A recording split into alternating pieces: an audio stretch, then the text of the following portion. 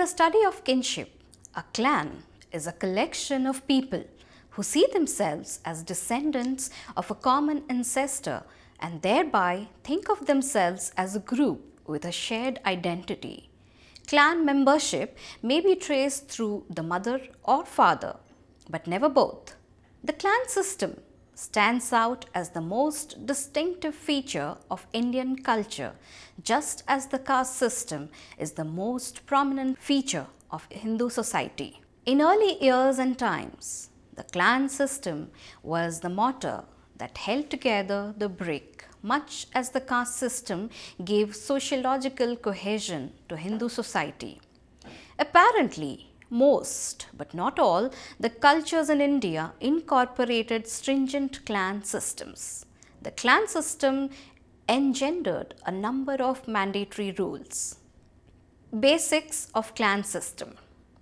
Tribes and clans persisted into the early days of Indian civilization. Indian religions made clans a part of the new social order it formed. Thus, in Indian civilization, the clan system became integral. As civilization matured over the centuries, with waves of social, cultural and religious transmutations, the clan system persisted as its durable bedrock and did not suffer significant diminishment. The disastrous waves of epidemic disease nearly destroyed all institutions, including the clan system. Nevertheless, the clan system survived the disastrous 1500s in truncated form, losing its mandatory characteristic and hence many of its powerful features. But, though modified, it has managed to survive to the present. Similar clan systems existed in many tribal societies throughout the world. Clan systems also existed in pre-industrial cultures. However, none of these systems dominated their societies, and none proved as durable with strength sufficient to survive the Industrial Revolution and the attendant urbanization to the present day. It is a peculiar example of how a prehistoric cultural trait has been adaptable to many social changes in perhaps a way similar to Hindu castes. Individuals, both men and women, inherited their clan membership from their fathers as well as their surnames. They perceived their clan as their extended families, and all the members of a single clan regarded each other as cousins.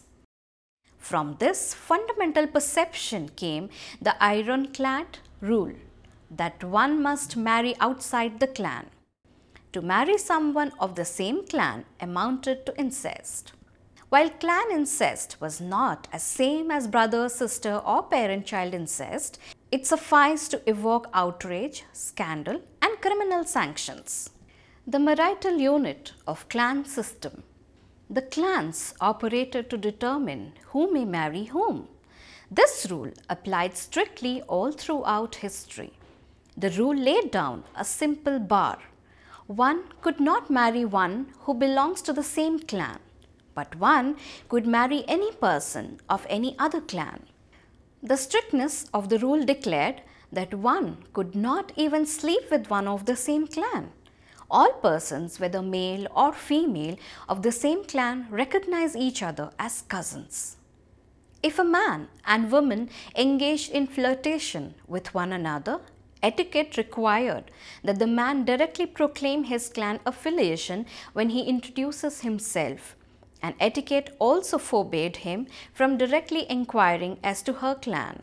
If the woman found that the man belonged to her clan, she had to acknowledge him as a clan brother immediately after he identified himself in order to prevent any further development of mutual interest. However, this etiquette produced an interesting device which could promote flirtation as well as halt it in appropriate instances. After the man casually mentioned his clan, the woman could remain a discreet silence, which signaled to him that she belonged to a different, hence eligible clan, but simply had no immediate interest in him. If she declared her clan identity, then the man could infer that she might have some interest in pursuing him. If she remained silent, the man could ply his charms until she finally disclosed her clan.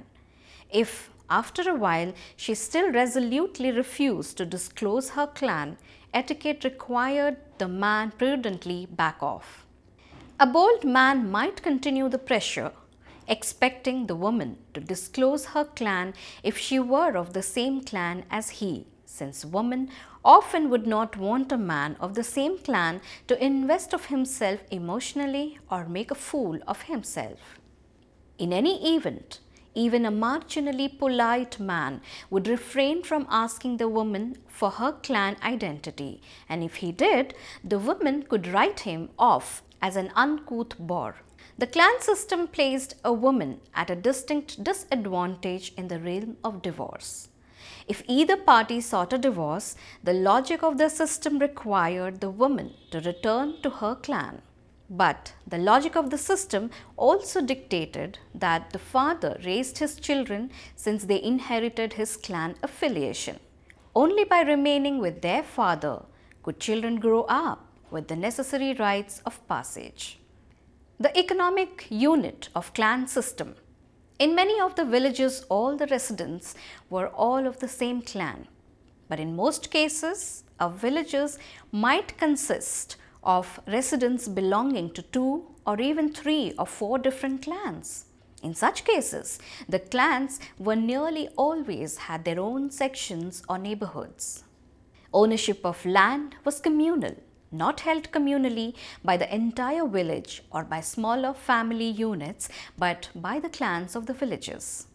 Men of the same clan and the same village worked the same land shoulder to shoulder, usually under the leadership of a single elder whom the married men of the group elected from among their own number.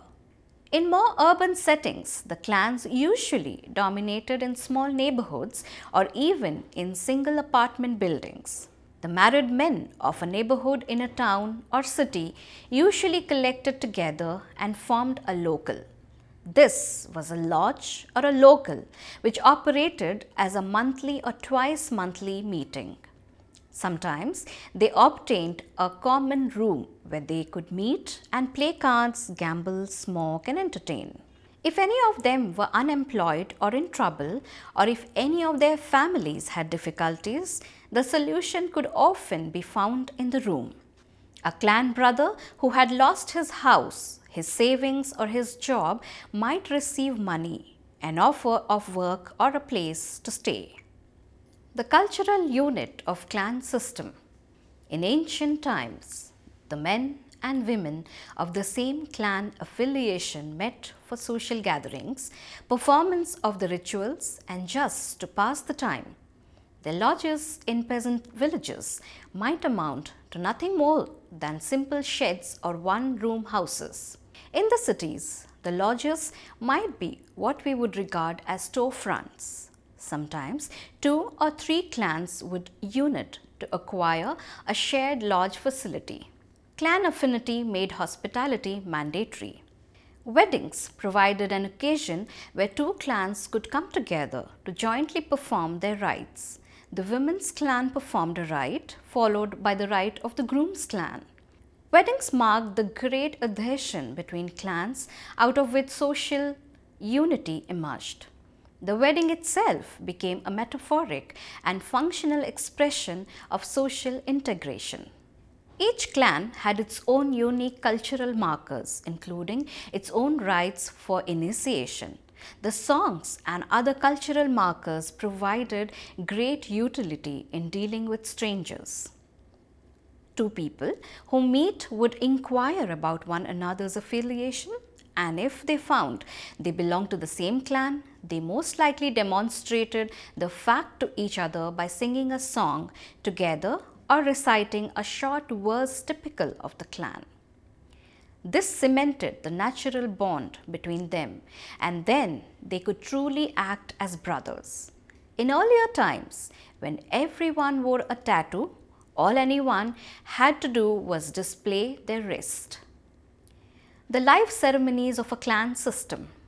In traditional life, both boys and girls underwent certain initiation rites at various times in their lives. The girls underwent certain rites determined by the traditions of the female clans.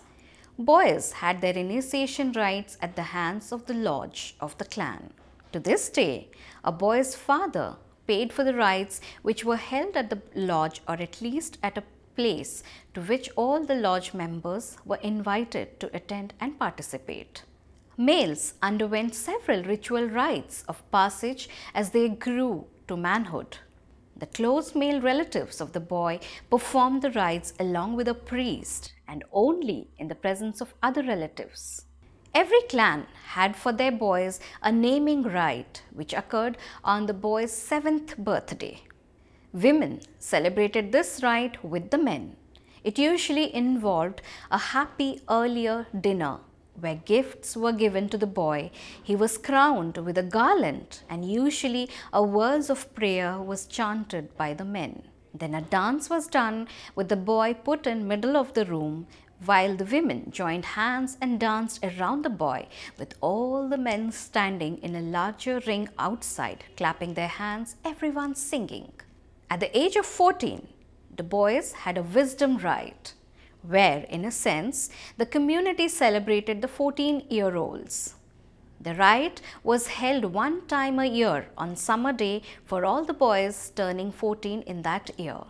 Finally, at the age of 21, the boy on his birthday attended another lodge ceremony where the members confirmed him as a full adult member of the clan lodge. He therefore could vote and speak fully in the lodge proceedings. Women in the clan system and the female clans.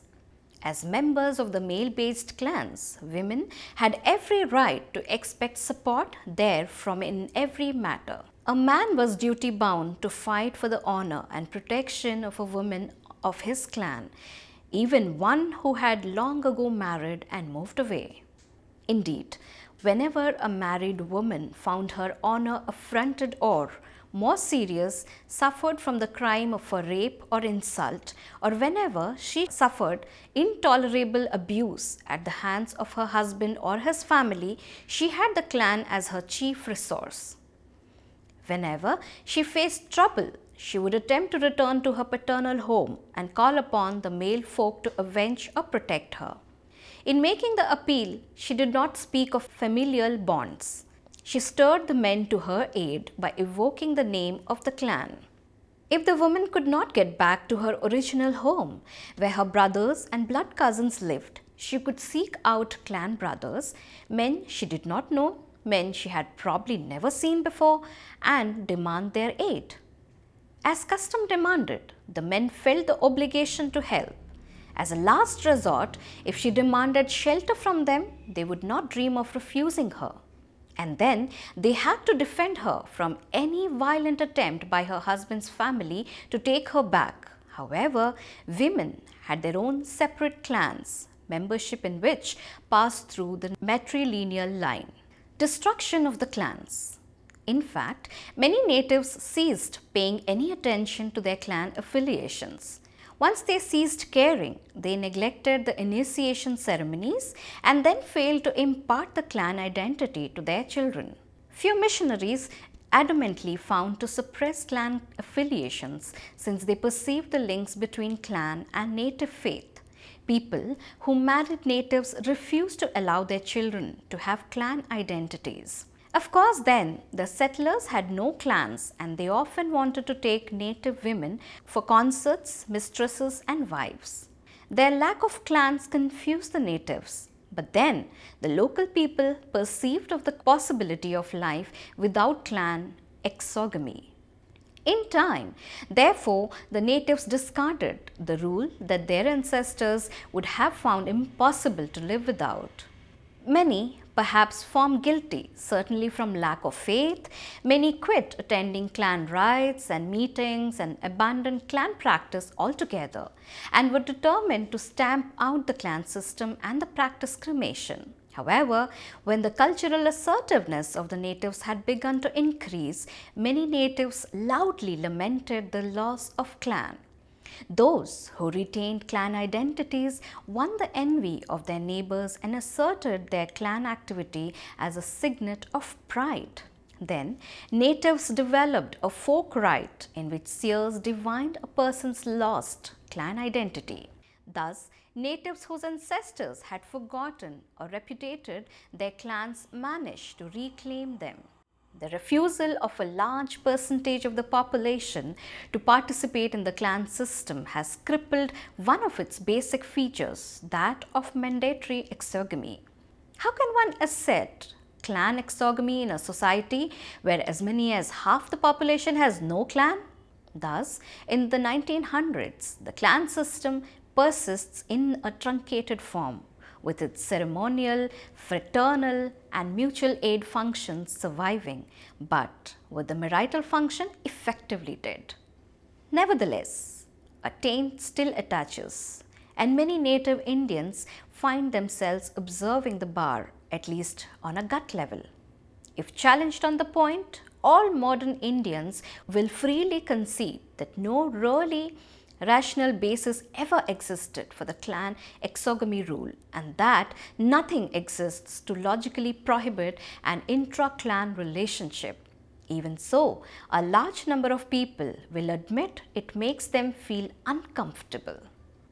A man will say, "When I meet a woman of the same clan, I know she should be able to ask me for help, and every other member of the clan will look down on me if I don't help her. If I try to court her or get her into bed, I take that relationship down to a regular level and she would no longer feel like she could ask me for help. That wouldn't do." A woman will say, "A clan brother may not be any kind of a blood relative, but we are taught to look to them as if they are. And it just adds a little too much confusion to things if you meet a guy and allow yourself to look at him as a potential lover or husband, at the same time you recognize all the clan links between you." India large kinship groups. In most of Hindu India, people belong not only to co-resident family groups but to larger aggregates of kin as well. Subsuming the family is the patrilineage, known in northern and central India as the Khandan Kutumb or Kul, a locally based set of males who trace their ancestry to a common progenitor a few generations back, plus their wives and unmarried daughters. Larger than the patrilineage is the clan, commonly known as the Gotra or Goth, a much larger group of patrilineally related males and their wives and daughters who often trace common ancestry to a mythological figure. In some regions, particularly among the high-ranking Rajputs of Western India, clans are hierarchically ordered. Some people also claim membership in larger, more amorphous groupings known as Vansh and Sakha. Hindu lineages and clans are strictly exogamous, that is, a person may not marry or have a sexual alliance with a member of his own lineage or clan. Such an arrangement would be considered incestuous. In northern India, rules further prohibit marriage between a person and his mother's lineage members as well. Among some high-ranking castes of the north, exogamy is also extended to the mothers, fathers' mothers and mothers' mothers' clans. In contrast, in South India, marriage to a member of the mother's kin group is often encouraged. Muslims also recognize kinship groupings larger than the family. These include the Khandan or patrilineage and the Azizdar or kindred. The Azizdar group differs slightly for each individual and includes all relatives linked to a person by blood or marriage. Muslims throughout India encourage marriage within the lineage and kindred, and marriages between the children of siblings are common. Within a village or urban neighbourhood, members of a lineage recognize their kinship in a variety of ways. Mutual assistance in daily work, in emergencies and in factional struggles is expected. For Hindus, cooperation in specific annual rituals helps define the kin group. For example, In many areas, at the worship of the goddess deemed responsible for the welfare of the lineage, patrilineally related males and their wives join in the rites and consume specially consecrated fried breads or other fruits. Unmarried daughters of the lineage are only spectators at the rites and do not share in the special foods. Upon marriage, a woman becomes a member of her husband's lineage and then participates regularly in the worship of her husband's lineage goddess. Lineage bonds are also evident at life cycle observances, where kin join together in celebrating births, marriages, and religious initiations. Upon the death of a lineage member, other lineage members observe ritual death pollution rules for a prescribed number of days and carry out appropriate funeral rites and feasts. For some castes, especially in the north, careful records of lineage ties are kept by a professional genealogist, a member of a caste whose traditional task is maintaining genealogical tones. These itinerant bards make their rounds from village to village over the course of a year or more, recording births, deaths, and glorious accomplishments of the patrilineal descent group. These genealogical services have been especially crucial among Rajputs, Jats, and similar groups whose lineages own land and where power can depend on fine calculations of pedigree and inheritance rights. Some important kinship linkages are not traced through men but through women. These linkages involve those related to an individual by blood and marriage through a mother, married sisters or married daughters, and for a man through his wife. Anthropologist David Mandelbaum has termed these familial kin. Key relationships are those between a brother and sister, parents and daughters, and a person and his or her mother's brother. Through bonds with these close kin, a person has links with several households and lineages in many settlements. Throughout most of India, there are continuous visits, some of which they last for months and include the exchange of gifts at visits, life cycle rites and holidays, and many other key interactions between such relatives. These relationships are often characterized by deep affection and willingly offered support. These ties cut across the countryside, linking each person with kin in villages and towns near and far. Almost everywhere a villager goes, especially in the north where marriage networks cover wide distances, he can find some kind of relative. Moral support, a place to stay, economic assistance and political backing are all available through these kinship networks. The multitude of kinship ties is further extended through the device of fictive kinship.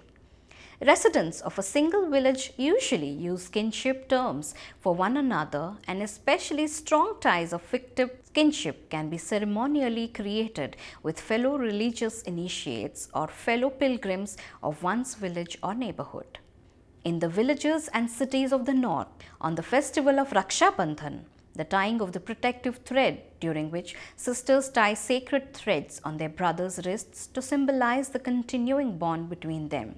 A female may tie a thread on the wrist of an otherwise unrelated male and make him her brother. Fictive kinship bonds cut across caste and class lines and involve obligations of hospitality, gift giving, and variable levels of cooperation and assistance.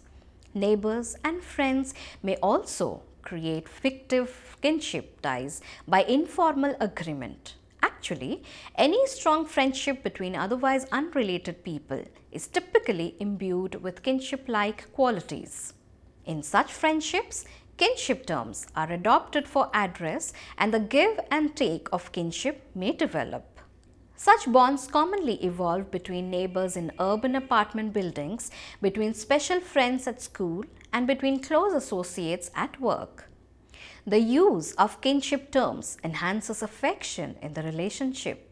In Gujarat, personal names usually include the word for sister and brother, so that the use of someone's personal name automatically sounds affectionate and caring.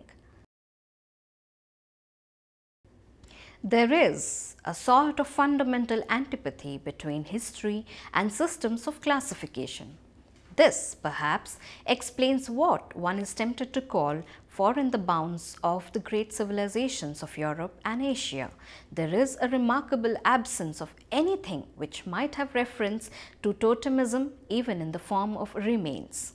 The reason is surely that the latter have elected to explain themselves by history, and that this undertaking is incompatible with that of classifying things and beings by means of infinite groups. In tribal and other archaic societies, whether or not they perceive history as a force, historical change still afflicts their societies. Anthropological study has produced a number of proofs that clan systems experience change and mutation. Indeed, a major point of this structuralism is apparently to describe how mythic forms transform as they are diffused between cultures. Nevertheless, the clans persisted because they perfected highly useful social functions, primarily as a satisfactory method of distributing and rationing social goods. The mutual aid may have actually abetted the development of cosmopolitan culture by sustaining a solid system of social security. Certainly, they remained important in historical time for the active support they gave religion, the tradition of mutual aid, and the duty of hospitality, education, and the military. This strict functionalism, however, does little to explain the strength of the clans, since other social structures, for example, guilds, religious-based groups, class-based patronage relationships, all have served the same function in other societies. Many have looked at the rule of exogamy as the core, largely because of its sexual nature. Anthropologists in the 1800s stressed how it allocated women among competitive males. Defenders of the clan tradition have always answered by pointing out how the clan system gave refuge, succor, and the right of revenge to women, thus resulting in their protection, security, and protected legal status. Indeed, everyone agrees that violation of the exogamy rule produces the most visceral responses from those pre-modern Indians who lived submerged in clans. Yet, with no apparent sociological, economic, or other functional role for the rule of exogamy, it still persists. One anthropologist has quipped that the function of the clan system is to debunk all functionalist theories in anthropology. The question of the clans will probably always perplex the historian and the anthropologist.